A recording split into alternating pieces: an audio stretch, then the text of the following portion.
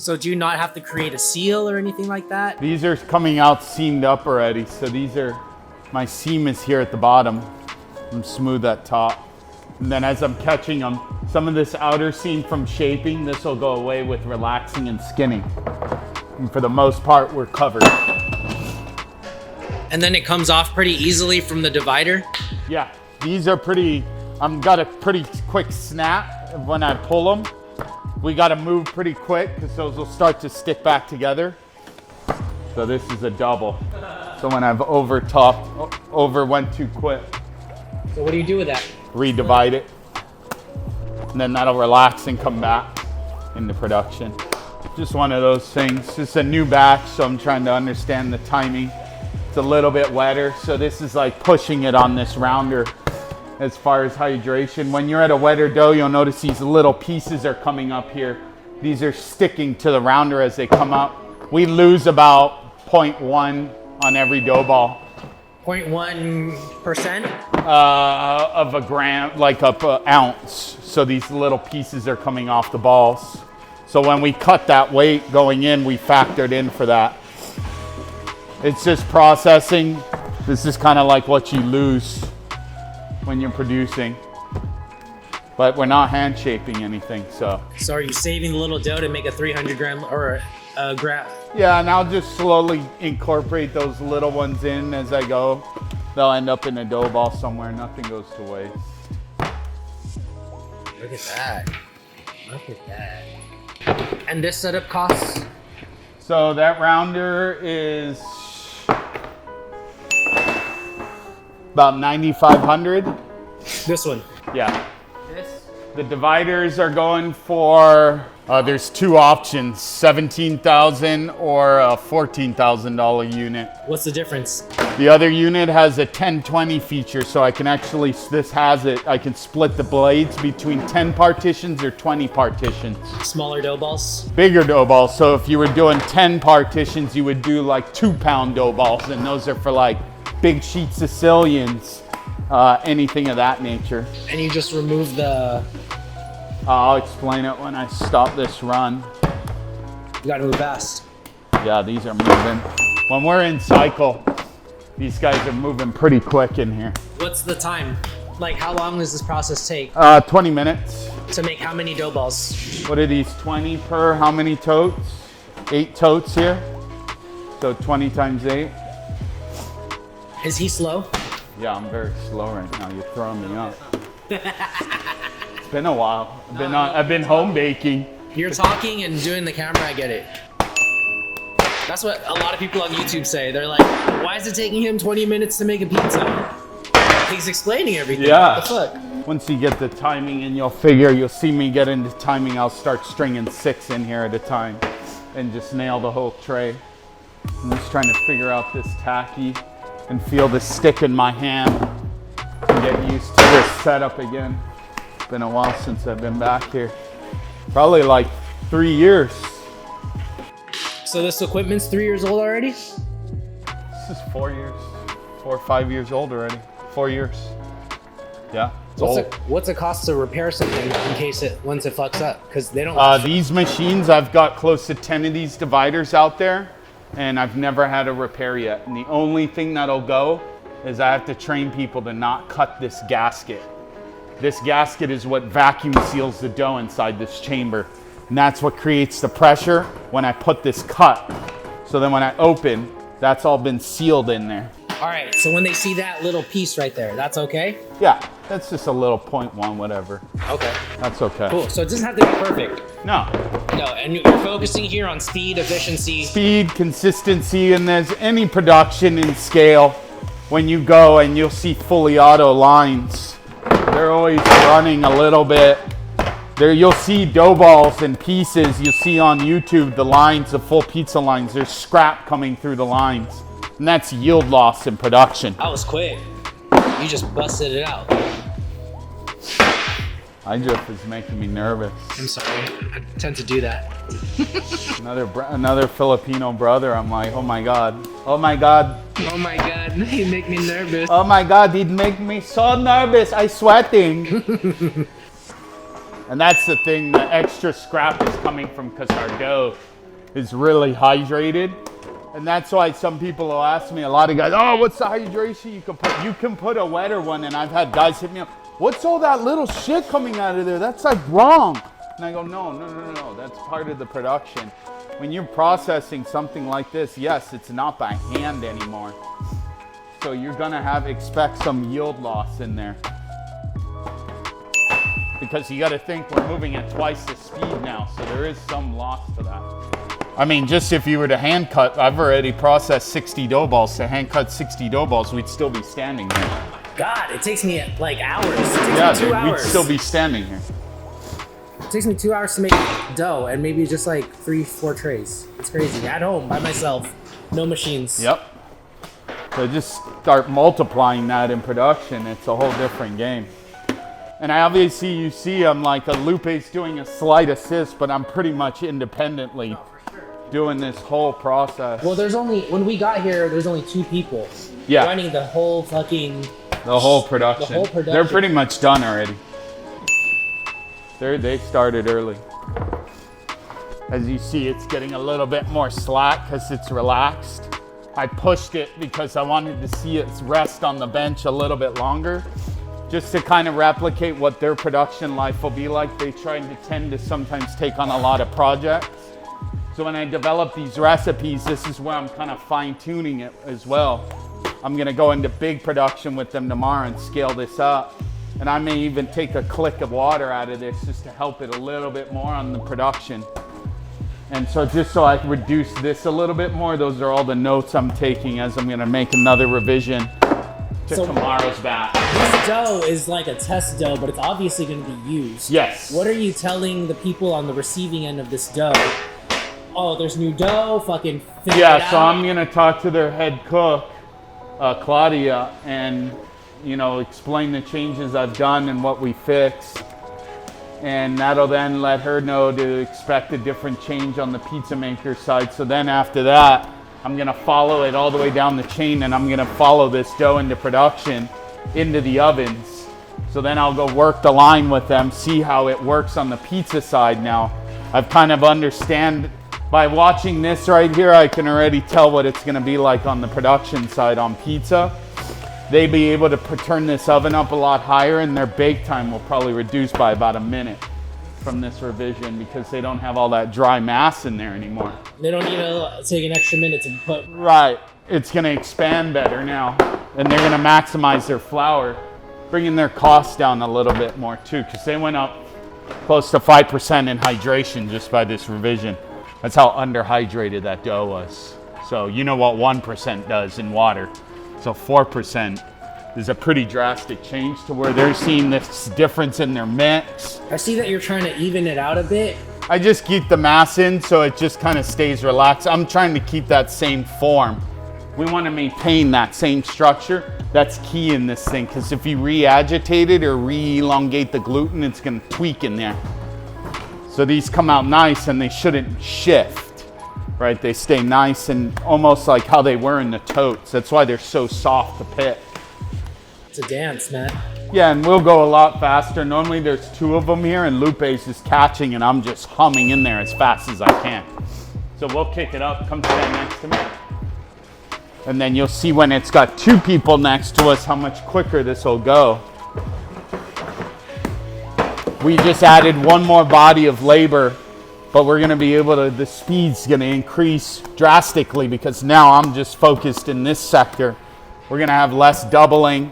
I can now give her a better ball going into the rounder. I put a little bit of a tug right before I'm dropping it in there to make them a little bit tighter for her. These are just the like techniques that we've come up. So now she's just able to focus on traying, and I'm just dividing.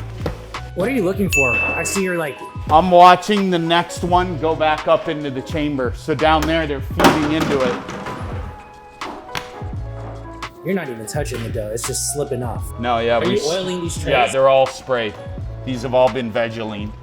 And we do it very little. We want very minimal. We don't want to transfer. We're preserving everything out of the bowl as much as possible. There's like barely anything, and we're watching that.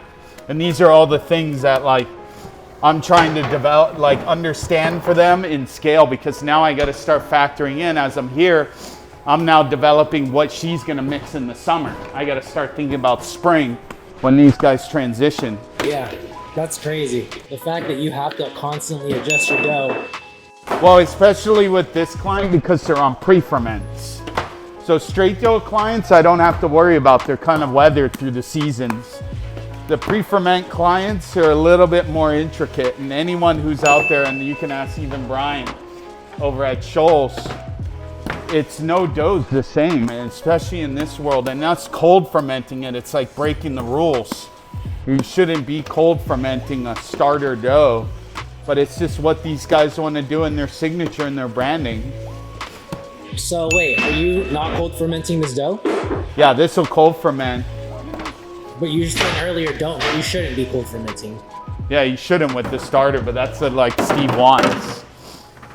And why does he want that? For flavor? Flavor, he likes the aroma. We're in Sonoma County, so it's fermentation town. So that's a big thing here. Natural, we don't want to go natural leaven. Everyone around here does sourdough. You know, it's a big thing. But we want to be still, you know, considering ourselves an artisan bread bakery, right? So we're splicing in the inspirations that he's had from all of his different places he's been. I'm trying to like pick off of those ideas. Some of his biggest inspirations for Acre were Pizzeria Badia, Joe Badia's style, to Shoals, to, you know, pizza places that have been around in the city that are no longer there. They only see it at Expo. They don't really put this in full demo because these are two separate parts. This setup is what I've been pioneering in my dough systems. A lot of my volume clients have this exact setup. This is like what volume clients. Yeah, like guys that are doing, you know, 2,000-3,000 dough balls. Yeah, welcome to the dough bin. You'll have dough balls on your shoes. How many did we make earlier? Do you know? How many dough balls? 8 times 2. 16? 160. 160. 160. This is the last 20 right here. We're done already. So it hasn't even been an hour, but that's key for fermentation. That's why I sell this. And I explain people where I end up. The guys who understand dough understand this equipment, and what we're trying to achieve is trying to divide all of this dough on the table. By the time we got done with this dough's blown. This dough's gone. It's because too relaxed. You're at 76. Yeah, I'm ready. It's got to go. We got to get it in the cooler. That's why I'm mixing to the temperature like this. Why don't you just mix it to lower temp? You'll lack fermentation. There's a tendency you can mix too cold. If you mix your dough too cold and your DDT's coming under, you know, in the low 60s, if you came out at like 50 something, there's nothing's going to happen. You want to activate the yeast, but not get it to be in the hundreds to where it's going to over ferment, right? That's really where you want to find that sweet spot in your balance when you're designing your recipe. You can smell the pre-ferment and it's delicious. Now it smells right again. Making Tony's flour shine. Whoa, is there anything else that you do right now? Like, that's it. So from here, we're gonna clean this machine. So to break this down, we're not gonna process anymore. So we just remove all of this scrap dough from all those stringers that are left. We can make a dough ball out of this. This is out of 160. And any big production equipment, you're gonna have yield loss like this. The big dough dividers and rounders, the huge machines that you see with the cylinders. When I used to break those machines down, it's like 20 pounds of dough in the machine that you lose. So we have to break down the machines, take those little stringers and make up pieces so we have zero yield loss. This is the dough production world. And any big processing like this is all you have. So, and this is all that I got left out of all of that. That's my waste off 160 dough balls. I just lose one dough ball, and I'm just gonna ball that up, and there's another dough ball. a little bit of cleaning. Yeah, we soak this. So we'll soak that in hot water and spray it. These are all pretty dishwasher safe. The version of this rounder from AM, and there's a lot of knockoffs, this one's not metal, which is great because the metal one, the minute you dent it, it's done. garbage, and they're $4,000 to replace. That piece right there is $2,300. I've seen that thing fall off the top shelf and still survive. This thing normally breaks. The staff will crack this thing. This is $200 from Somerset. They have magnets. Before the magnets, they've revised this machine so many times. These magnets used to not be attached. Those would break off and you'd find it in the bottom of the machine. So in the divider, there's no maintenance to it. All we do is just wipe this down with warm water, and that's it. All the little pieces, I'll show you the side of the machine. The only maintenance we really do is once a year, we'll open up the side of the machine, and then it'll show you what the brain looks like inside and all the little stringer dough balls that fall off. There's actually no floor in the machine. So the thing that makes the machine kind of self-cleaning is all the little pieces just fall to the bottom. So this will fall on the ground. And once a year, they'll come in here and vacuum and blow this out. These just all dry up like little dough dip bits. This is the brain and the controller inside the unit. This is the hydraulic pump. So what happens in here is the one maintenance we'll do is we'll drop the blades. I can lift the blades and I can see straight across in the chamber. So this is what's inside the machine. The blades are in here, and then these come up and down. We should clean this out. Let's open up the other side since I'm here, and then just blow it out today. So all they'll do is just blow this out. The other side panel opens up. We'll clean it out, and that's all the maintenance. No oiling, no nothing. Is there a pizzeria out there that probably hasn't done this ever since they bought one? Yeah. These guys, I mean, yeah. They don't know. No, they don't know. They don't tell you to do this with this machine. So earlier I'll explain the 1020 feature. And then she's gonna process the dough, has gone into the dough cooler. I'll show you that when we go back there. But it's very easy to do maintenance on it. You obviously see no tools. I'm using a kitchen spatula to open up the side of this thing and give me access. So they'll go in there with a vacuum, blow it out, or brush it out. And then inside this is just oil that comes off, that's coming off the blades. And then extra stuff. It's really dirty. They haven't cleaned this in a while. And they are heavy, heavy volume. There's a hydraulic pump in here. This is just like your lowrider. This is basically a lowrider. This is all this is. Hydraulic piston that bumps up and down. Explain the brain to me, like what it does. So the brain in there is a determining pressure, and then also timing of when this thing goes up and down. In the front here, we have a controller. So there's the, actually this isn't a 1020. This is actually just a 10. So this one won't switch to 10. Other ones I've sold do. So he got the cheaper one. But in here in the front, this is the pressure adjustment. So I can adjust the pressure. If I had a tighter dough or a lower hydration, I would come a little bit firmer and press those blades, and those platens will push a lot harder. Therefore, I'll see a lot more dough being pushed up into it. Versus where I am, because I have a very low hydration, a very high hydration, I want the least amount of pressure. So this is just like, again, like a hydraulic pump in the lowrider. That's how basic it is. If you were using flour, these are from bread lines, so I'll use these in bread bakeries. So when we divide bread, I actually use flour in here as well. So when you go up to like 78, 79% hydration, 85% hydration, I'm dusting the plates, dividing, and this is actually the flour catch. So this is just old flour that shoots down. So when it divides, it pops, and then the flour shoots into this chamber and then goes down here into this catch. Nice. So Loops will take care of that. Thank you, Lupe. So I gotta adjust that hydration just a little bit. It is a little bit wet on that end, I think. I'll take it down a click. I did remove a lot of salt out of the dough this recipe, so I want to see where we are on this next one. But all she's using is just a little brush and just cleaning them out. Oh, wow. So all we're doing is cross stacking to cool them and get the airflow to come around these dough balls, and I get a skin. So I'm looking for a nice skin, and I normally do this in their production sheet for about an hour.